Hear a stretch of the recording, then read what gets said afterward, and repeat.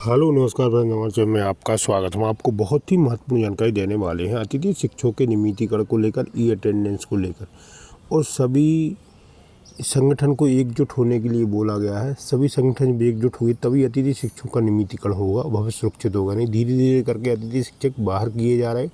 15,000 पद ब्लॉक हो चुके हैं, जिससे अतिथि शिक्षक बेरोजगार हो गए। ऐसे धीरे धीरे करके और भी पद ब्लॉक कर दिए जाएंगे और अतिथि शिक्षक बेरोजगार हो जाएंगे। इसलिए अतिथि शिक्षक एक बड़ा आंदोलन करने वाले हैं भोपाल में नियमितीकरण की मांग को लेकर, और शासन के सामने अपनी मांगें रखेंगे। मैं पूरी विस्तार से आपको जानकारी देने वाला हूँ। रविकांत गुप्ता जी का क्या कहना अतिथि शिक्षकों की ई अटेंडेंस को लेकर और नियमितीकरण की मांग को लेकर, क्या करने वाले हैं आगे भविष्य में, पूरी जानकारी दूंगा। आप वीडियो में बने रहें, वीडियो पूरा देखें। वीडियो अच्छा लगे तो लाइक करें और चैनल को सब्सक्राइब जरूर करें। ऐसे नई अपडेट पाने के लिए सभी संगठन को एकजुट होना पड़ेगा, तभी मध्य प्रदेश के सभी अतिथि शिक्षकों का भविष्य सुरक्षित हो पाएगा। नहीं तो धीरे धीरे करके अतिथि शिक्षक बाहर होते जाएंगे।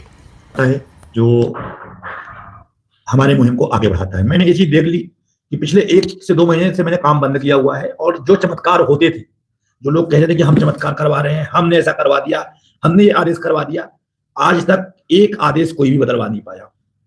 देखने में आ रहा है लगातार कि ई अटेंडेंस के माध्यम से अगर कोई भी साथी हमारा शनिवार को स्कूल नहीं जा रहा है तो उसकी संडे की मानदेय काटी जा रही है। कई लोगों की शिकायतें हैं कि सर हम दीपावली के पहले एक दिन स्कूल नहीं गए और हमारा मानदेय पूरे 7 से 8 दिन का काट लिया गया। तो ये देखने में आया है कि जब जब मैंने काम करना बंद किया है तब तब चीजें क्रिटिकल हुई हैं और उनमें का कोई समाधान नहीं हुआ है। यहाँ बड़े बड़े मसीहा आए, लेकिन आज तक किसी प्रकार का कोई आदेश नहीं हुआ। एक अभी बड़ा आंदोलन सितंबर माह में किया गया, लेकिन उसका भी नतीजा शून्य रहा। शिक्षा मंत्री जी ने फोन के माध्यम से कहा था कि हम आपको CL सब देंगे, लेकिन उस पर कोई भी चीज हमें नहीं मिली।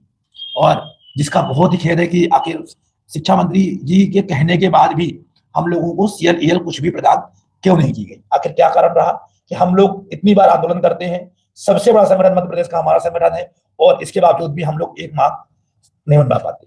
वर्तमान में हमारे साथियों की ड्यूटी भी BLO के रूप में लगाई जा रही है। कई जिलों में आदेश हो गए हैं कि आप BLO के रूप में कार्य करेंगे, लेकिन सबसे बड़ा सवाल यही है कि हम BLO के रूप में कार्य करेंगे, लेकिन स्कूल टाइम के बाद हमें मानदेय नहीं मिलता। हम 10, 14 और 18 के मानदेय में कार्य करते हैं, छुट्टियों के मानदेय काटे जा रहे हैं। तो क्या हमारे परिवार का जीविका चल पाएगी?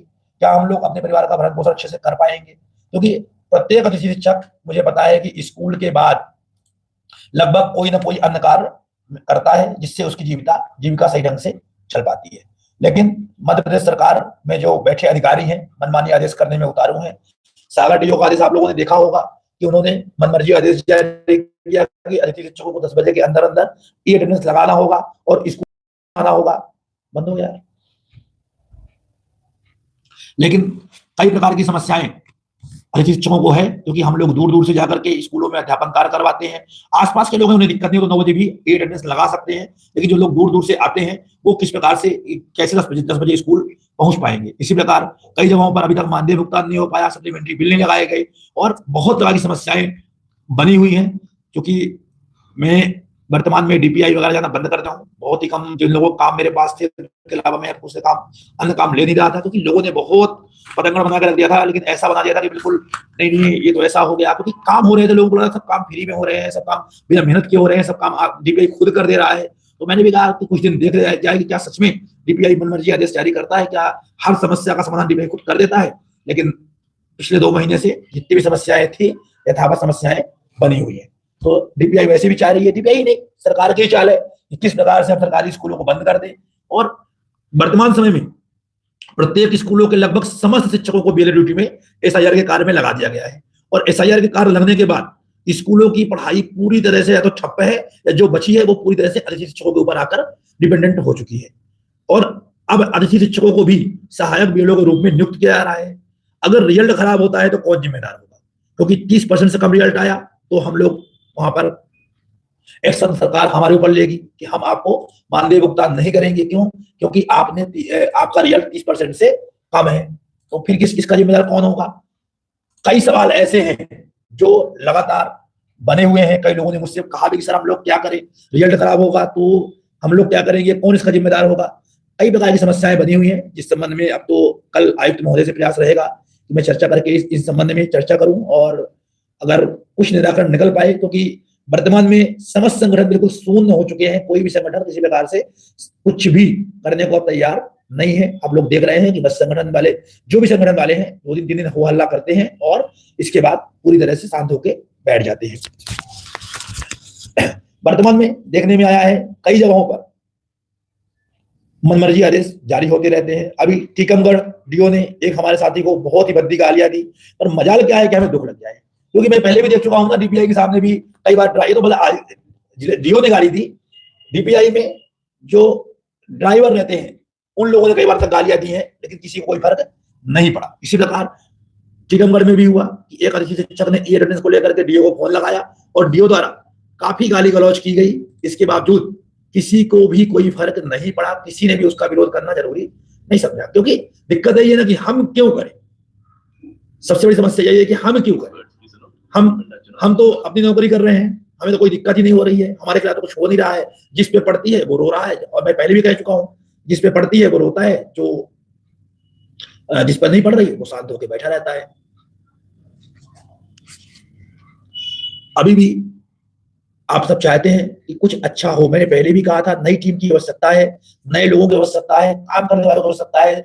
कोई भी चीज दुनिया में ऐसी नहीं है जो पूर्ण नहीं हो सकती, लेकिन उसके लिए आपको लड़ना पड़ेगा। हाल वही है कि बिहार चुनाव को अगर आप देखा जाए कि जिन लोगों ने मुद्दों पर चुनाव लड़ा, एक अन्य की बात तो मैं नहीं करता, लेकिन एक वैज्ञानिक की बात चल रही है कि जो गणित के बहुत बड़े जाता थे, उन्होंने चुनाव लड़ा, और जो उनके खिलाफ में था, जो उनके विपक्ष में चुनाव लड़ रहा था, वो कई आपराधिक कृत्यों में लिप्त था, उसे कई एमएस वायरल हुए थे।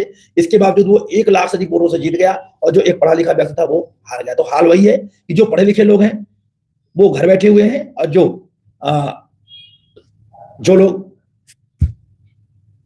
उसके आगे मैं कुछ कहना नहीं चाहता, क्योंकि राजनीतिक कमेंट मुझे अच्छे नहीं लगते, लेकिन मजबूर है इंसान, बोलना पड़ता है।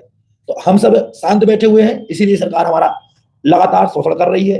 अब ई अटेंडेंस के रूप में एक नया हाशिया हम लोगों को लग रही है, जिसके संबंध में माननीय उच्च न्यायालय ने भी डीपीआई को कहा है कि आप इनके समस्याओं का निराकरण करिए। इसके लिए परिहार जी को एक पत्र भी गया है, जिसका वीडियो मैं आप लोगों को जल्द ही शेयर कर दूंगा।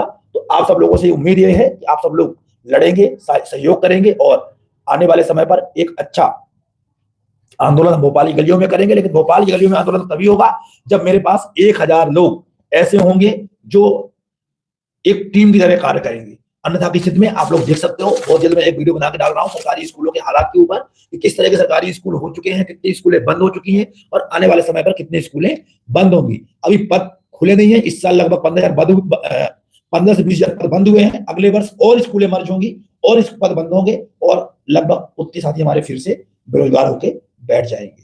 साथियों, अभी भी उम्मीद है, अभी भी आप सबसे उम्मीद है, हम बार बार आग्रह कर रहे हैं कि आप सब लोग सहयोग करिए। उम्मीद है कि एक अच्छा निर्णय निकल करके आएगा। मेरा प्रयास रहेगा कि अब मैं डेली लाइव आकर के आप लोगों को जागरूक करूं, और एक नए संगठन का निर्माण कर हम लोगों के भविष्य की सुरक्षा हेतु आगे बढ़े।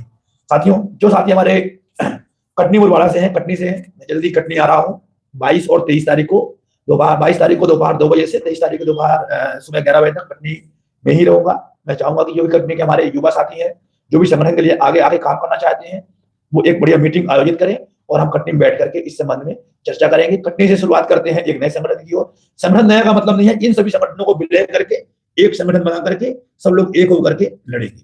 उम्मीद है कि कटनी की टीम 22 या 23 तारीख को, अगर 22 तारीख को आप मीटिंग करते हैं तो 2 बजे के बाद आप कहीं भी मीटिंग रख सकते हैं, और 23 तारीख को सुबह 11 बजे तक आप मीटिंग अरेंज करेंगे, और एक अच्छा कार्यक्रम कटनी में कर करके देंगे। धन्यवाद।